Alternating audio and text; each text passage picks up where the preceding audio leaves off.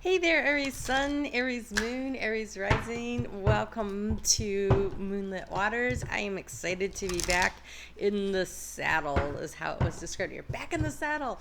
So, what we're going to do today is we're going to take a look at that full moon that is happening. It's the second full moon in Aquarius, and we're going to cover that. That is Sunday at 29 degrees of Aquarius, 8:02 a.m. Eastern Daylight Time. Be sure to adjust for your time zone. So while I'm getting the cards for the full moon, we're going to cover that first, and then we're going to take a look at the energy for the week, and then we're going to resume our schedule. I'm excited. Okay, so yes. Oh, you get lots. Okay, lots going on with this full moon for you. So while I'm getting the cards, if you could hit that thumbs up and share the love, I'd really appreciate the energy exchange. I'm just, it is important to YouTube that you hit the thumbs up, and so I'm going to ask that you do that. Okay, so you have, for this full moon that is happening in Aquarius, and for you that is happening in your 11th house. So your 11th house is your groups, your group activities. It's maybe a large place that you work at. It is your community. It is your neighborhood, your friends, your associates. It's that area. What is it that you learned? What is it that you learned during the first full moon that we had in Aquarius on July 28th? Something was brought to your attention, something to kind of focus in on, and then the new moon in Leo said, hey, what's important to you? What do you want to do about it? Stand in your power. And then this full moon in Aquarius says, okay, let's take what you learned and let's move it forward. And it's really great because it is beautifully aspected with Jupiter that likes to expand things out. And so it wants to take your energy and really make it very expansive to create what it is that you really and truly want. Meanwhile, Saturn, which is also in Aquarius, is in nice, beautiful aspect with Venus. Nice trine energy, very supportive. What is of value to you in this whole situation? That's my incense going crazy. It is not orbs, although I will tell you there's a lot of spiritual activity going on here. So the first card that came out for you for this full moon is you have gentleness. Be kind to yourself and others. Honor your gentleness and speak words of love. So in this group and group activity situation, as you have defined what is important to you, as you have defined what you are searching for, what it is that you want, you have that came with it, beloved and support. Beloved and support. So you have a lot of support. There's the gentleness, though. Speak kindly. So it says prepare for your life partner. Ooh, romance is returning to your relationship. Believe you are lovable. Okay, so they just so for some of you, and this will not be all of you, but for some of you who are out there and you're single and you're looking, it is through friends that you're going to make contact with this person. So, and you have support. Ask for help and get more rest, nurture yourself. So take care of yourself. When you love yourself, then you attract in people who are loving. And so ask your friends. And meanwhile, be gentle with yourself. Be gentle with the time. This looks like, this is the energy of, I think it looks like a sunset, right? So at the end of the day, it is time to wind down and be gentle and kind with yourself. And to come with these, you have balance and you have affinity. So when you stay balanced, when you nurture yourself and you take care of yourself and you keep your life in balance, affinity is attracting like energy.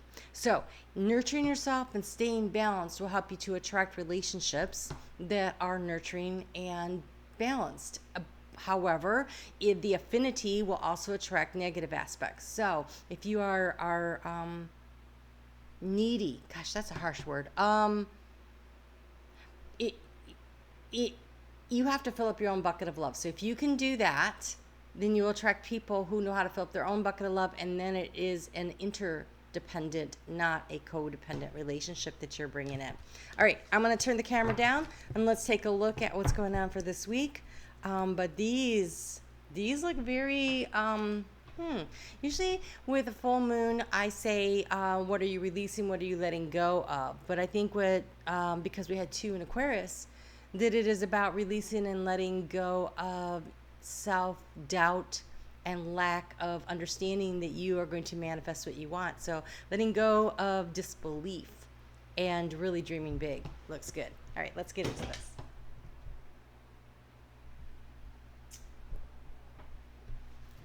Okay. Let's see what we have here. So we start out the week. So that full moon happened on Sunday, the 22nd, okay? But then Sunday at 8:02 a.m. So that's the full moon, and then about 40 minutes later at 8:43 a.m., the moon is going to move into Pisces. So the moon in Pisces to start the week, and at 5:35 p.m. on Sunday, this is all Eastern Daylight Time, so make sure you adjust. The sun moved into Virgo. And so when the sun moves into Virgo, and it is opposing that moon in Pisces. The moon in Pisces is running a little bit ahead of it, so that's why we don't have another lunation, but that energy is still of balancing now the organization and the heart's desire. So whatever was sparked up by that moon energy, that what is it that you truly want, is kind of being reiterated.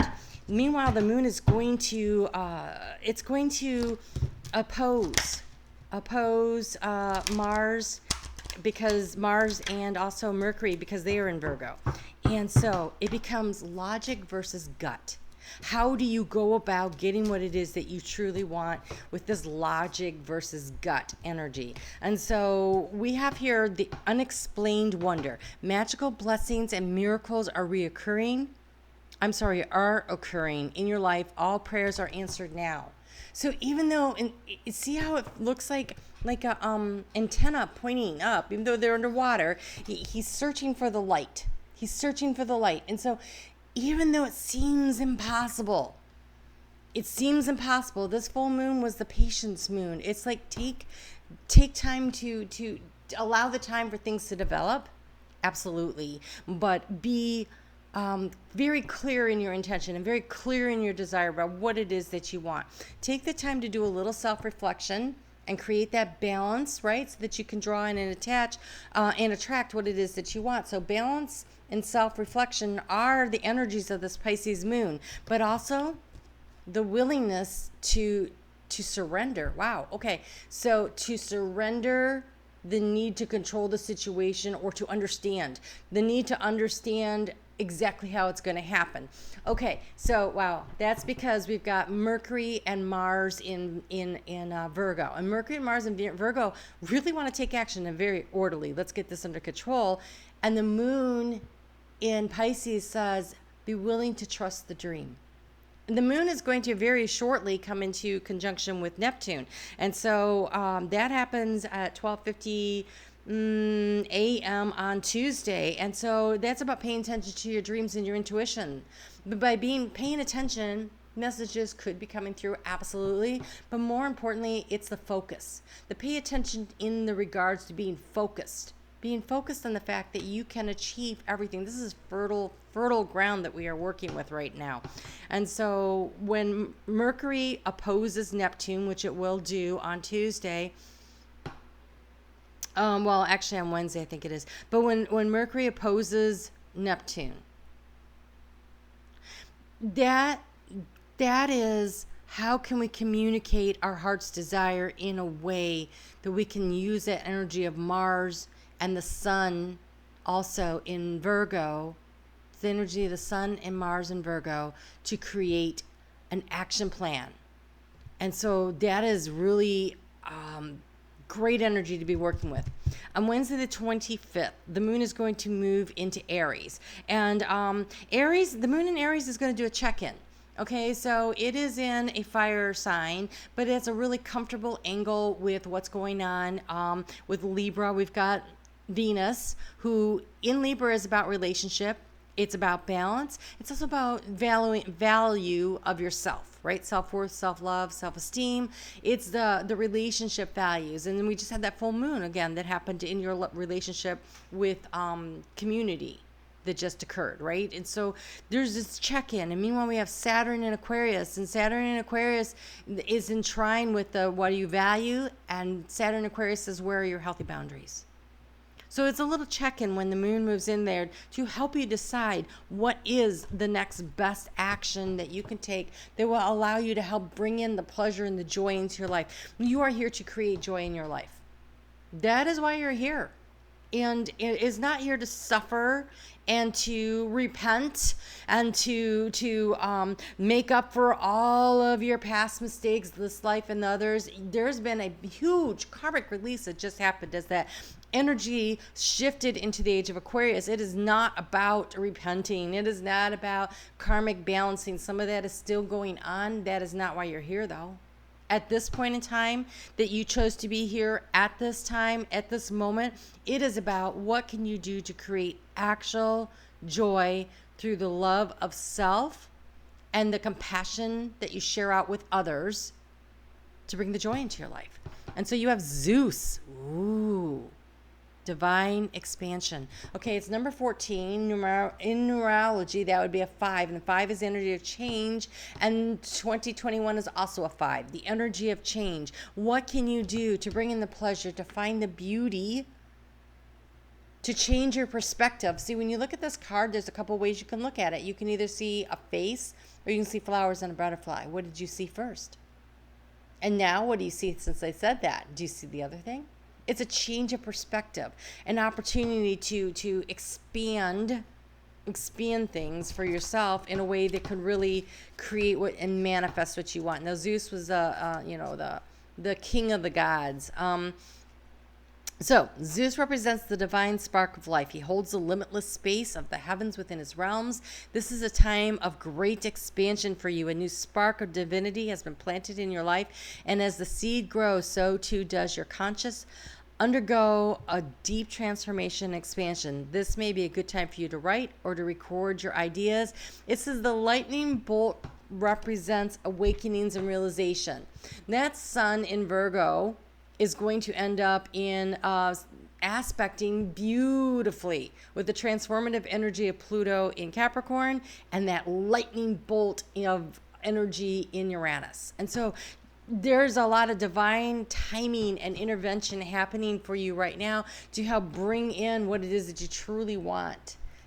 So there's a need to believe so you can achieve. If you can believe it, you can achieve it. So the moon is going to move into Taurus on Friday at 12:27 a.m. So when you wake up Friday morning, if you're in the United States, the moon is already going to be in Taurus, and you're going to feel like, okay, I'm feeling grounded. I need to get some stuff done. I'm on the move here. And so that's when we notice that we are more resilient, that we are more capable of creating and doing the hard work and the hard labor. This is something that somebody threw away. It's a cutting from a plant. I don't know how you want to look at it, but look, it's growing. It's totally growing. Yesterday, I trimmed my philodendron for the 3rd time this summer. That thing just grows like a freaking weed, right? And you can take those cuttings, and you could stick them in water, and you could create more. It's that kind of energy of being able to spring back to life. And meanwhile, the plant that I have trimmed is going to have the ability to use the nutrients that are in the soil more and to create and grow something that's fuller, and it grows in a new and different direction. That is what you're being offered the opportunity to do. And so here you have successful funding. So what are you trying to manifest where you need financial resources? Moon in Taurus is a great place to think about this. So your divine idea, and here we had this divine inspiration. So what did you think about earlier in the week when you were like, oh, this is what I want to do? You know what's really interesting about this full moon is that usually with full moons it's about releasing, but this one being the second one feels like a planting of seeds. So it's almost going to be like we're going to have 2 new moons in a row, 2 weeks apart. So there's a real opportunity to figure out what it is you want. Get that divine inspiration, get that divine idea, believe that you can do it. And now, how do you ground that down? How do you actually pull the idea out of the ethers and plant it firmly in the ground in order to manifest what you want? And so you are being supported in this. It says, do not allow money concerns to prevent you from turning your dream into reality. Crowdfunding, partnerships, and other instruments are available to help you. So, step up on your wisdom. What have you learned? Reach for more knowledge and more information. Utilize that to help you to figure out in a very practical way. Taurus is about being practical, a very practical way of how you could start achieving this unexplained wonder, this dream, this goal, this thing that you really want to do. And what's really cool is with the moon in Taurus, it's going to conjunct with Uranus on Saturday. And at the same time, or really close to that time, it's going to be supported by a sextile energy with Neptune in Pisces. And so your intuition is going to have the opportunity to spark real inspiration on something that you can do in a very practical way to create and manifest what you would like for yourself. This is exciting energy. This is an exciting time.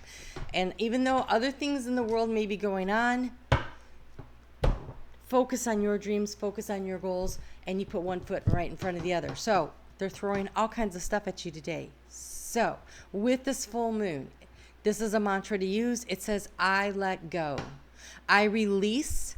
I am within perfect possibility. So it is that releasing of the control that you need to know everything, that you need to know all the details. You don't. In fact, you're being encouraged not to. And then I choose to take a higher perspective and widen my views. As we walk through the end of the week, I choose to take a higher perspective. She's stepping up on the knowledge and the intuition that she already has,